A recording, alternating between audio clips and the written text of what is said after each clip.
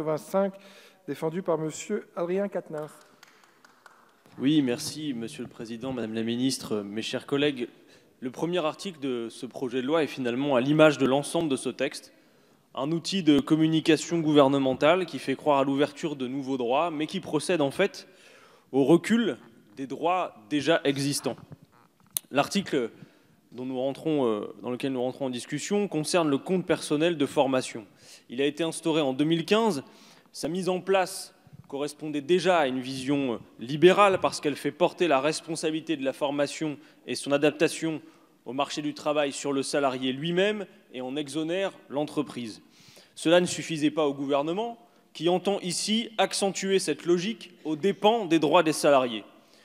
Aujourd'hui, le compte personnel de formation est alimenté à hauteur de 24 heures par an, dans la limite de 150 heures.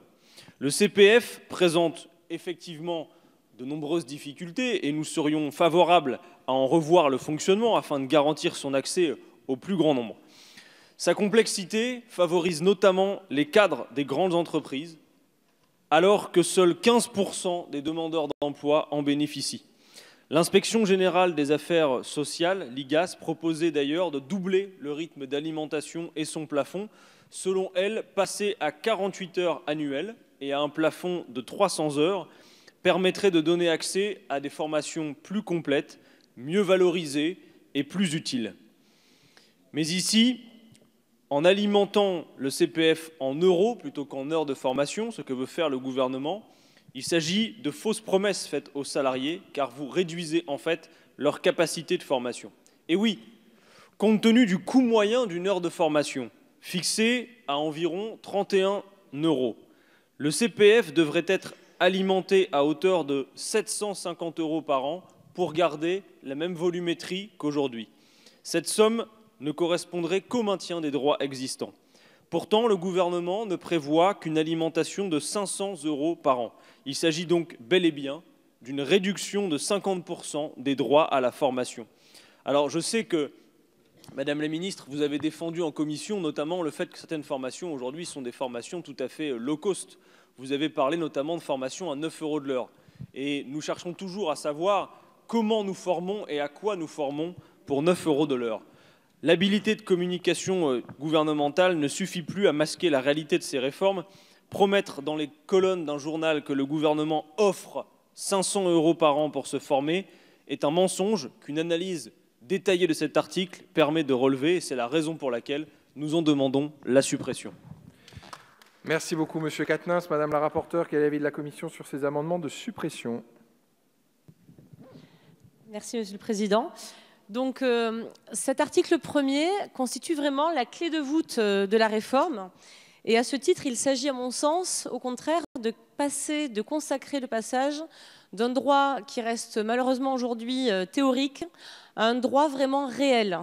Et donc, à ce titre, évidemment, mon avis sera défavorable sur cet amendement de suppression, mais je voudrais en profiter justement pour rappeler vraiment l'esprit de cet article premier. Alors, l'idée, c'est vraiment que déjà, c'est un article fondamental, hein, comme je le disais, le CPF en euros, c'est justement tout ce qui va permettre à l'individu de se saisir de ses droits. On sait bien qu'aujourd'hui, les individus ne se sont pas du tout saisis suffisamment du CPF tel qu'il est prévu, parce que les listes sont incompréhensibles, parce que le système intermédiaire est compliqué pour l'accès.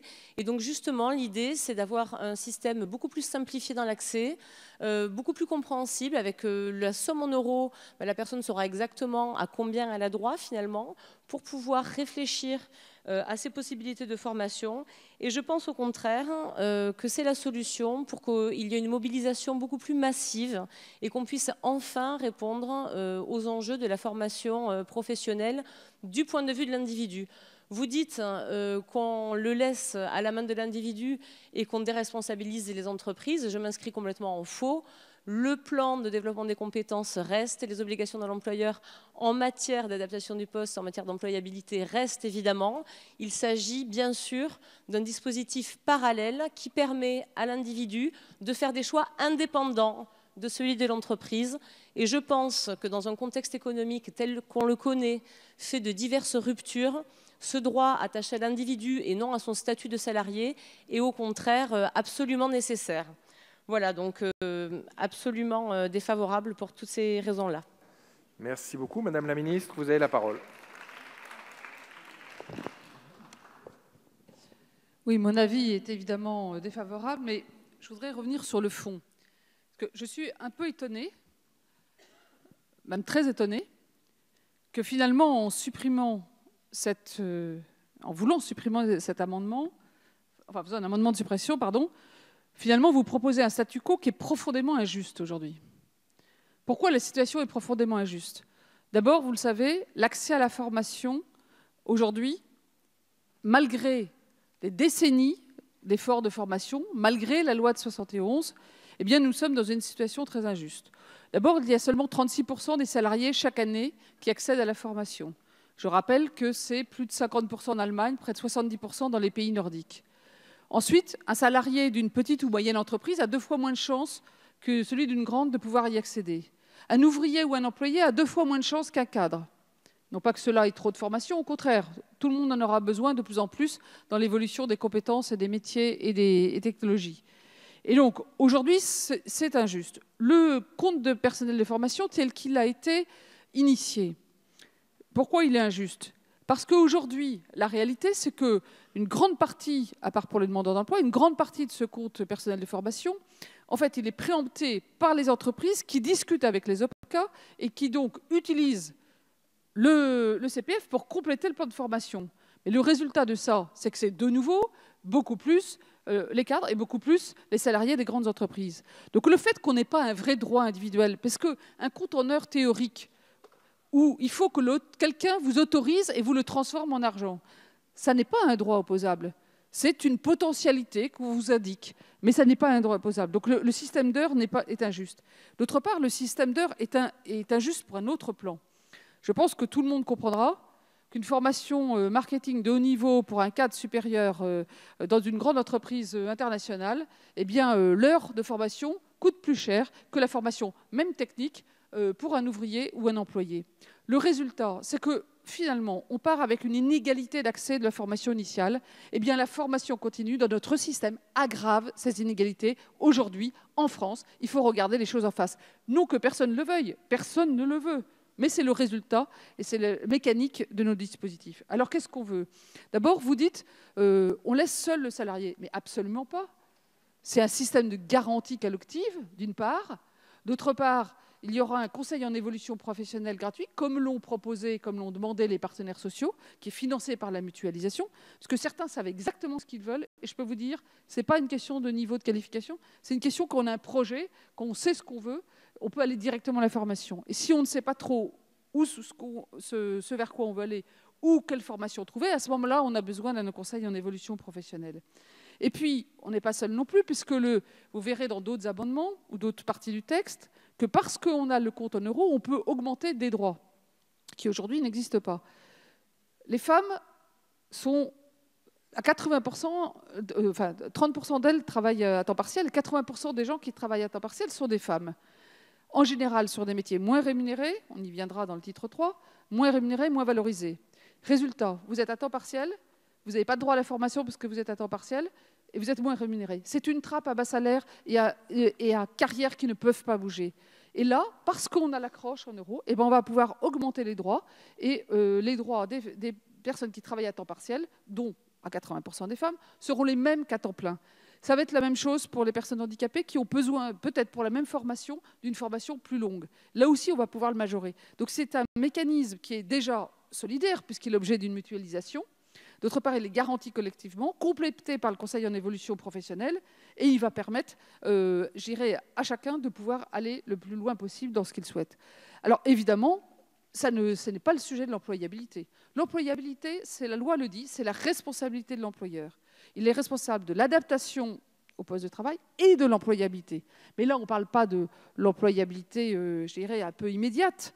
On parle de formations qui sont toutes, contrairement à ce que disait le député Mélenchon hier, toutes qualifiantes, certifiantes. Ce sont des diplômes nationaux, des certifications nationales qui sont toutes inscrites au répertoire national des qualifications et qui sont toutes pour la plupart des formations qui vont demander plus que les quelquefois centaines d'euros seulement, et des formations courtes qu'on peut faire en entreprise. En cumulant jusqu'à 5 000 euros, 8 000 euros pour ceux qui n'ont pas de diplôme, on va beaucoup plus loin. Et aujourd'hui, les 3/4 des formations qui sont faites dans les CIF entrent dans cette limite. Aujourd'hui, il n'y a que 40 000 personnes qui accèdent au congé individuel de formation. Demain, potentiellement, c'est 26 millions d'actifs. Et ça, ce n'est pas un progrès social. Alors, je ne sais pas ce que c'est un progrès social. Eh bien, sur ce plan-là, je pense qu'il faut que beaucoup plus d'actifs puissent avoir accédé. Alors après, il y a des formations plus longues. Parce que là, l'exemple que je donnais marche bien pour quelqu'un qui veut, un demandeur d'emploi qui veut passer le CACES ou le permis poids lourd, ou un salarié qui va déménager parce qu'il suit son conjoint ou elle suit son conjoint, qui va dans une zone touristique et qui voudrait passer le TOEIC pour passer en anglais, et son employeur n'a pas de raison de lui payer parce qu'il n'en a pas besoin dans son poste. Voilà. Et puis il y a les cas, par exemple, l'aide-soignante qui veut devenir infirmière.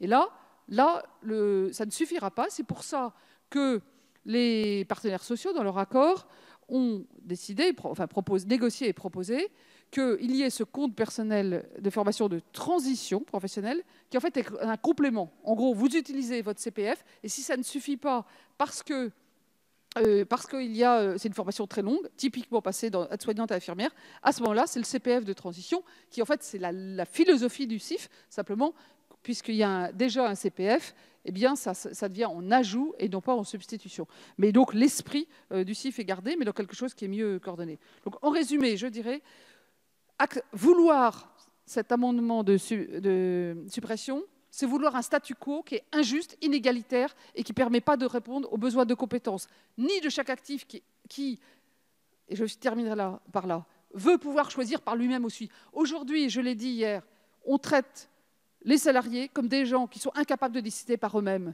On traite les adultes aujourd'hui dans ce pays, les demandeurs d'emploi, comme des gens qui ne peuvent pas décider par eux-mêmes. Moi, ça me choque d'un point de vue républicain. Il faut les accompagner, mutualiser, les soutenir, mais leur permettre de choisir leur avenir professionnel.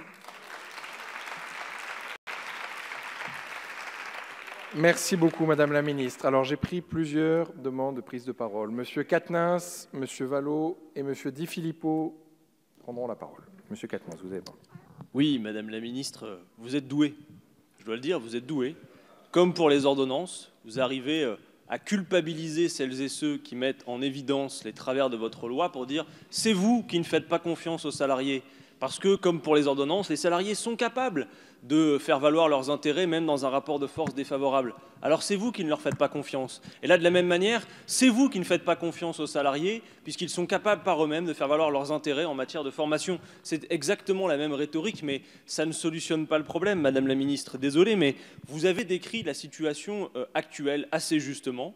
Vous avez mis en exergue les injustices, en évidence les inégalités qu'il y avait en matière d'accès à la formation. Sur ce point, nous sommes évidemment d'accord avec vous et nous sommes prêts à améliorer la situation, mais excusez du peu, le développement qui suit ne solutionne en rien le problème, ni les inégalités, ni l'exclusion dont vous parlez. C'est exactement la même situation.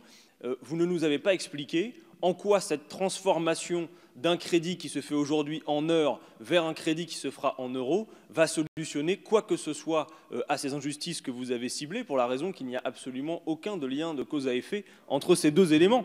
La situation actuelle va perdurer. Chacun va se retrouver face à un compte de formation individualisé qui est aujourd'hui en heures, qui demain sera en euros. Mais le message que vous envoyez reste le même. C'est débrouillez-vous avec votre formation. De toute façon, c'est votre responsabilité. Et si vous n'êtes pas formé, c'est de votre faute. Vous aviez un crédit. Mobilisez-le, débrouillez-vous. Et donc l'injustice que vous avez décrite va se poursuivre. Les salariés vont encore une fois se retrouver seuls, et c'est la raison pour laquelle nous l'avons démontré tout à l'heure. C'est d'abord et avant tout les cadres qui sont les plus formés dans l'entreprise, et votre solution n'en est pas une, de fait. Et par ailleurs, je le redis quand même, sur cette traduction d'heures vers les euros, vous profitez de l'occasion, et vous n'avez pas répondu sur ce point, pour diminuer effectivement le droit, compte tenu de ce que coûte en moyenne une heure de formation aujourd'hui. En réalité, cet amendement, votre article, est un appel d'air aux organismes privés de formation qui, eux, vont pouvoir effectivement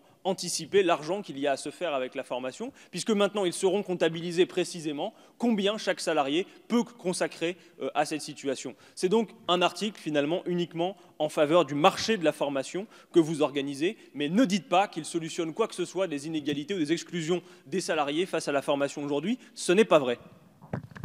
Merci beaucoup, Monsieur Quatennens.